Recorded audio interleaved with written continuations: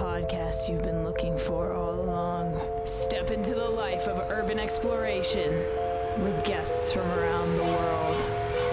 Welcome to No Tracers. What's up, guys? Welcome to No Tracers. And this week on the podcast, I am actually speaking with two different people.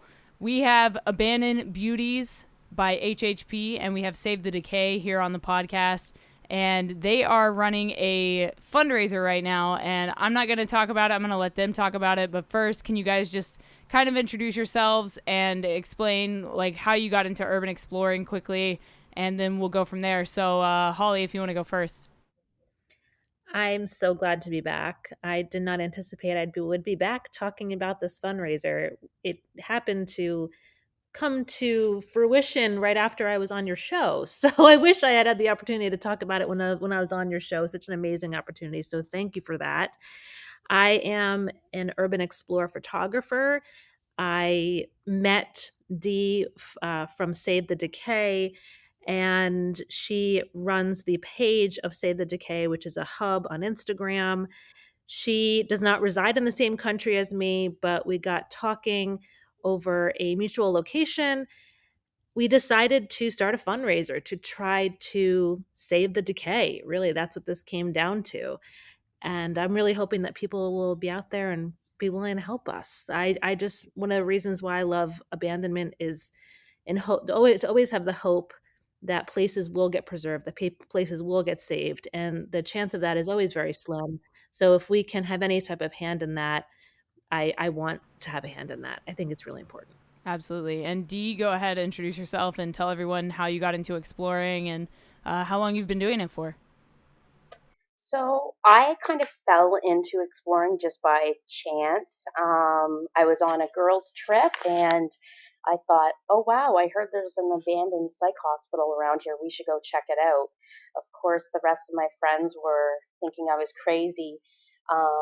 But once I stepped inside and I started to see the history that was left behind, the architecture, the stories, and it just totally took over for me. And I came home and probably spent the next 2 weeks just researching the building and the stories and the history of the location. So I kind of just fell into it. I'm not a trained photographer. It's a hobby for me, but I find for myself the researching of locations and the backstories just as enjoyable for me as actually taking the pictures. So kind of a little bit different that way, because the pictures necessarily are not my number one go-to thing when exploring. I really like to take my time taking in the place.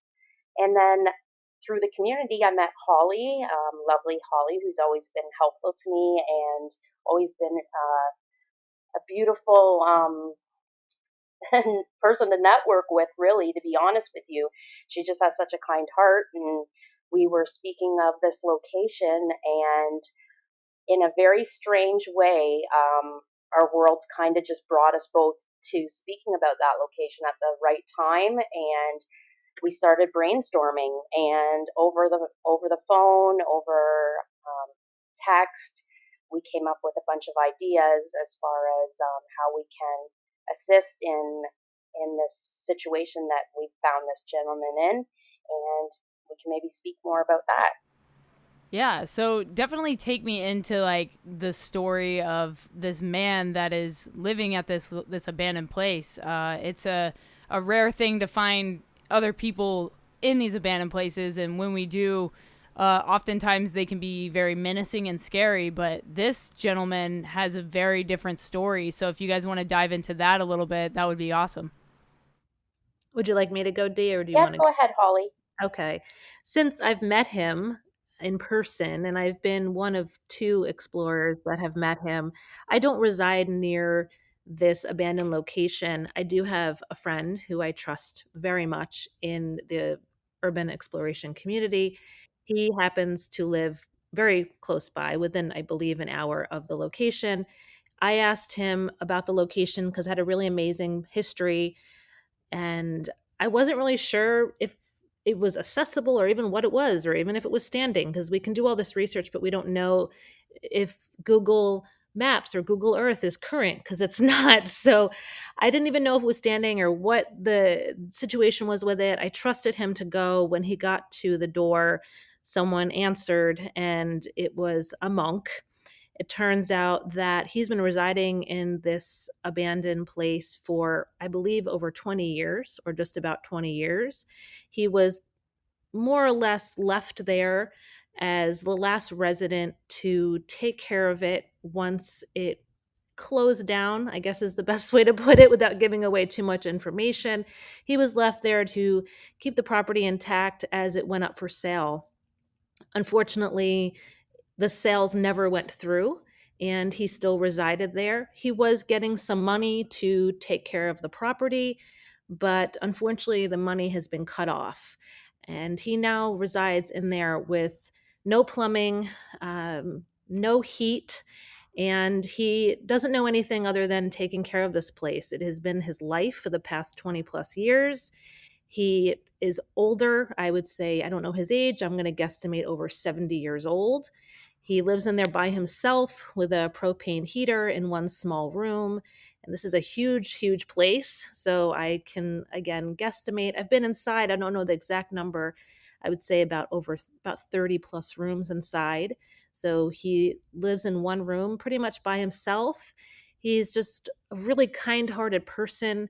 Of course, there's a part of him that he considers this his home. He's lived other places. He's actually from another country. He doesn't know anything else than being there alone. And as I've gotten to know him, and as my friend has gotten to meet him numerous times, been very lucky where my friend has gone to visit him almost on a monthly basis for the past 6 months.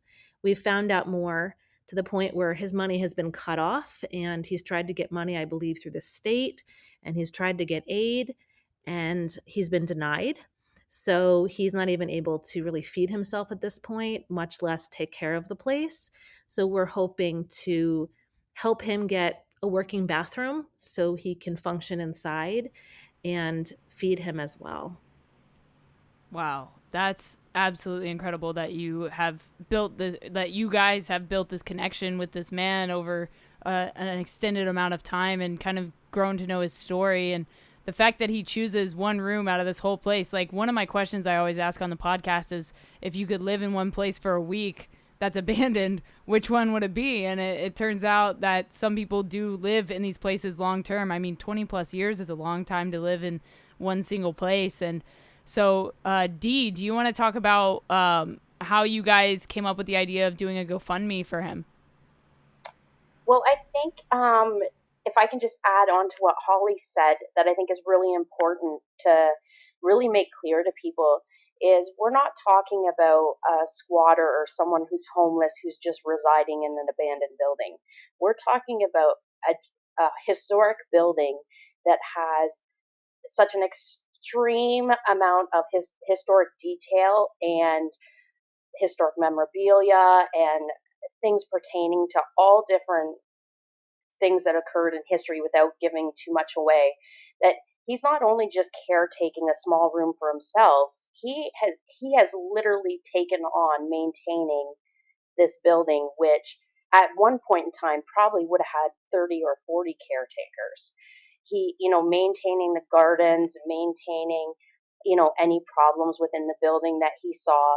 He really has a love and passion for this building, and it is his home, but it's more than his home. He understands the historic aspects of it, and he's trying to keep those in check and keep those from decaying, so that wherever the building ends up, they have everything that they need. And I think that's really important. And that's where it touched me, because he isn't just someone that's sitting there cutting the grass once a week. This is much, much more than that. He's a historian of sorts. He really is preserving history. And I think that is something we as a community need to acknowledge with him, with a little bit of help.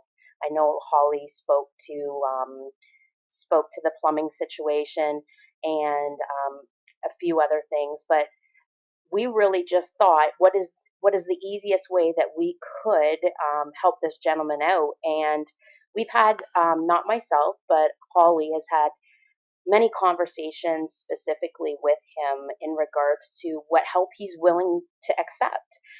He's a monk, and he's taken, oaths of living a simple life. And I think that there's a lot of merit to that, especially in these days. And I don't think to begin with he was really open to just cash, donations to him, specifically cash. But I do know that he is willing, after speaking with him, that he is willing to be open to some help and assistance. So that could be in the form of us hiring a plumber to assist him with his plumbing situation, or, providing him some um, gift cards for a local supermarket, or looking at his heating situation, just dependent on how much money we raise. He's not willing to take cash. He's just willing to take help. And Holly has a great story about what he has said as far as his church services go, because he's been maintaining a service every week, regardless of who, if anyone attends, or if no one attends. And Holly, I Every don't know, day, do you want to yeah, every speak to day at that? like, yeah, around every day, I think around 5 o'clock. I believe he said at 5 o'clock every day he holds service in the chapel. There's a chapel inside. He has a service in the chapel every day, and he's opened up that service to the neighbors. So sometimes, once in a while, the neighbors will join him. But again, this location where he lives is not heated. So when I was able to get in there, it was actually in February. It was 17 degrees inside there. And so it's 17 degrees in that chapel. And he will still hold service, and he will still open up that service to the neighbors. The neighbors have tried to help him best they can, but it's difficult because, not. He needs a community of people, and they've done the best he can for him. But again, he doesn't. He believes that every day that he prays at 5 o'clock, that God will provide. And when we mentioned to him that we wanted to help him and told him how we wanted to help him, his response was, well, one of his responses was, I prayed for this. I knew that God would help me. I knew that, he would provide. And he always has. And he believes that. He believes that God has always provided and given him everything that he needs. And if we were here or not to help him, he would still believe that. It would just be coming from somewhere else. He's just, yeah, like it's hard to, again, there's so many people who live in abandoned buildings, but there's no one like this man. When I was able to get inside as a photographer and shoot in there a sequence of shots, I was freezing cold. Again, 17 degrees. I was in a skirt and half with no shoes on, and he kept walking into the room every half an hour offering me his coat because he knew I was cold, and he only has one coat. So he was offering me his coat, and he's trying to do the best he can to keep this place standing. So yeah, this is for him, and it's also for the location. I think it's just an opportunity to help in a way that urban explorers, we want to always keep these places standing and keep them safe, and this is, I think, a perfect opportunity for that. Definitely. So, talk to me about how you guys are getting the community involved. Obviously, you guys made a GoFundMe, but you're also offering some other perks when it comes to those that make donations to this GoFundMe. So, if you guys want to talk a little bit about that and how people can get involved, whether they're in it for certain things or if they're in it to help the decay, just talk a little bit more about what you guys are doing with the GoFundMe and the community. Well, our GoFundMe, we tried to get creative with how we did our GoFundMe, because oftentimes just asking for donations doesn't always work. And we know in our community that people love being featured. Save the Decay has been around for a number of years and has been increasingly growing. And, there's a lot of people out there, as well as first time urban explorers, that don't have the opportunity to be featured because they don't feel their work is strong enough, or they can't compete with other people in the URBEX community and their work. So we thought, what is a good way to do this? And we are actually putting all of our features on hold for the month of August. Save the Decay. Instead of doing our daily features, we are opening up our features to people that make a donation to the GoFundMe page. And you can choose to have one photo featured for a $10 donation, or 3 photos featured for a $20 donation. And where we wanted to make it fun is that a lot of times we do have, Save the Decay and many other different hubs, feature hubs, do have competitions of sorts between different photographers based on how many likes are made on a post. So we thought, you know what, why don't we try to give back? So in a sense, we're raising money for this gentleman that needs some assistance. But at the same time, the people that donate and have their photos featured also have an opportunity to win some cash. So that makes it a little more fun, and it makes it, a little more intriguing for a lot of people. And we hope that that'll bring more donations in. And so, yeah, what we're going to do is at the end of at 6 p.m. on the 6th of September, all of our features that have run over the course of the charity will be looked at, and whatever photo has got the most likes will actually win 50% of the raised funds, which is going to be huge. That's awesome. I think it's super cool as a way to get the community more involved and kind of incentivize them to get involved. And not only that, but I think, like I said earlier, like what you guys are doing for this gentleman, for this location, is invaluable, and I think people need to understand that. And I think if you guys don't know of the Instagrammer, he's also an urban explorer. He goes by After the Final Curtain. He actually photographs abandoned theaters and he helps them to get restored. So if you guys haven't spoken to him, I would highly recommend you reach out to him, and I can connect you guys. And maybe he can get involved in some way with like helping to keep this building restored. He knows a lot about how to do that and what that process is like. And he's actually helped me a lot because I would love to like help restore some of these buildings that I've explored and some of these locations I've explored. So I would definitely recommend you guys reach out to him as well. So was there anything else you guys wanted to say about either the GoFundMe, the gentleman that lives there, the location, or anything like that before we wrap up?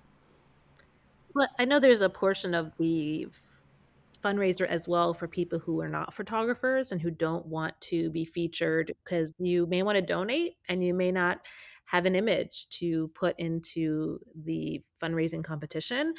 And if that's the case, then we are also collecting donations. So we're looking for those too in a different form. If there's any photographer out there, and it doesn't have to be urban exploration photography, if there's any artist out there, we're looking to get small donations. It could be prints or books or whatever it is that you make, to put together a raffle bag, more or less, or a swag bag, as Dee called it. And we will pull one person randomly to win that swag bag if they don't want to be put into the photography competition. So you can donate the $10 and that will give you an entry into winning that swag bag. So it's good for people to donate, and they can still have the possibility of winning something. And I think too, one thing with a lot of fundraisers, if I can just add, a lot of time people are questionable, especially if, well, for an example, I'm in Canada and the fundraiser's set in Canada, and we have at Save the Decay, we have people that are viewing our account and tagging our account from all over the world. And so I know that for us, transparency is going to remain the main focus of this charity. When all is said and done, we will be providing photographs of the money order going out to the winner. We will be providing, whether it be pictures of the plumbing being completed or a plumbing bill. We will be completely transparent with every single dollar that comes into this GoFundMe and this charity, because I think this could just be the beginning of something that our community might want to become more involved in more often with other projects. I do know there's artists out there that have taken on, redoing, doing an artistic piece where they have redone a room at a psychiatric hospital. I know there's been some fundraising for some other little local projects. And I love this idea of us kind of banishing the idea that we're just all hooligans and teenagers out to look to spray paint and break windows and demolish places, because as the three of us know, at least, and the majority of your listeners, is that the majority of urban explorers are not into destroying anything. And I love the idea of us being able to give back. I think we have a real creative way to do that, and I think our community is amazing. And I have yet to meet anyone in our community that hasn't been in love with a building. So yeah, hopefully this can turn into something else. Absolutely. So, for those of you listening, please get involved with this fundraiser. Get involved with Save the Decay, and help them. Help somebody else that really needs this, and help this building out as well. If you guys care about restoring places, and if you care about human beings, honestly, like, please get involved with this fundraiser. Have some fun with it. Share it on your social media. There's so many ways to get involved. Even if you can't donate, at least give it a share on your story, on your Instagram, anywhere you can. And so I just made my own donation to the fundraiser, if that further incentivizes anybody to get involved. And I would also like to donate one of the copies of my book, No Tracers, an Urban Explorer's Diary, to your swag bag, if you guys would let me have the honor of doing that. Fantastic. Thank you. I hope you guys have so much success with this. I hope that this podcast helps get people involved. And, I just really appreciate you coming on here and sharing this story and just, getting involved further in the community. I think what you guys are doing is amazing. Thank you guys for listening to this special episode of the No Tracers podcast. If you guys would like to get involved, I've actually put the GoFundMe link down in the description. It will be one of the few links in the description this week. You'll see a link to Save the Decay, Holly's photography page on Instagram, as well as the GoFundMe, and a link to my page, No Tracers, and that's it. No affiliate marketing, no ads this episode. This is all about helping out the community. So if you guys want to get involved, please reach out to them, or you can donate directly to the GoFundMe. Thank you guys. I'll talk to you next week. Stay strong, keep enduring, go out, go explore something, and remember, leave no trace.